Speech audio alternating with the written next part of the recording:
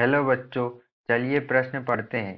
Chromium bracket में C2O4 का whole three minus charge के प्रकाशी समावयवी लिखिए। चलिए अब हम प्रश्न की मुख्य अवधारणा देख लेते हैं। तो यहाँ पर हमारे प्रश्न की मुख्य अवधारणा क्या होगी? प्रकाशी समावयवी जो होते हैं, प्रकाशिक समावयवी ऐसे संकुलों में होते हैं जिनके अंदर कम से कम एक द्वितंतुर लिगेंड हो। द्वितंतुर लिगेंड जिन संकुलों में पाया जाता है उनके अंदर प्रकाशिक समावयिता होती है, प्रकाशी समावयवी होते हैं। और ऐसे संकुल जो अष्टफलकी संरचना रखते हैं, अष्टफलकी संकुल जो होते हैं वह प्रकाशिक समावयिता दर्शाते हैं और वे प्रकाशी समावयवी बनाते हैं। अष्टफलकी जो संकुल होता है उनकी उपसंयोजन संख्या 6 होती है।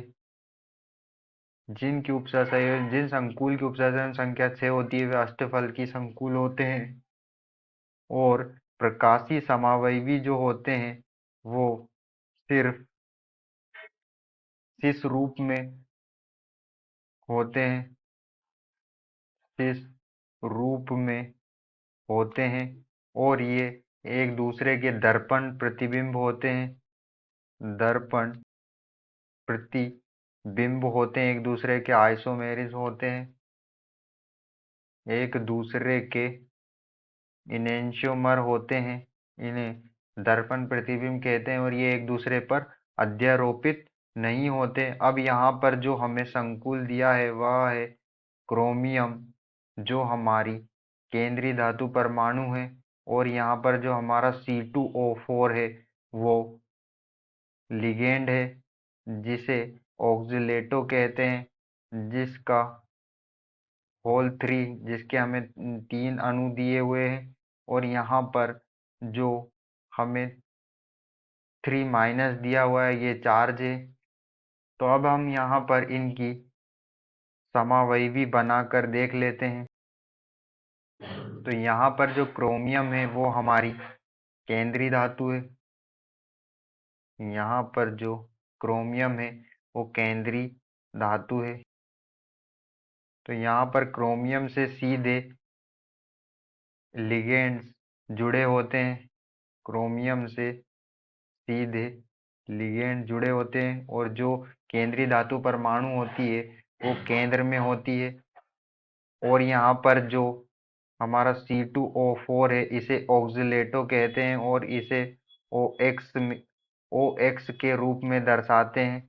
तो यहाँ पर एक ऑक्सीलेटो इस तरह जुड़ा होता है और दूसरा ऑक्सीलेटो इस तरह से जुड़ा होता है और एक ऑक्सीलेटो इस तरह बीच में जुड़ा होता है। जब हम इसका दर्पण प्रतिबिंब बनाते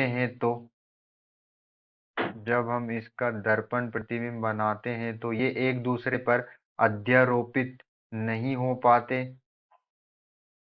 यहाँ पर जो क्रोमियम है वो हमारी केंद्रीय धातु परमाणु है, तो वो बीच में होती है।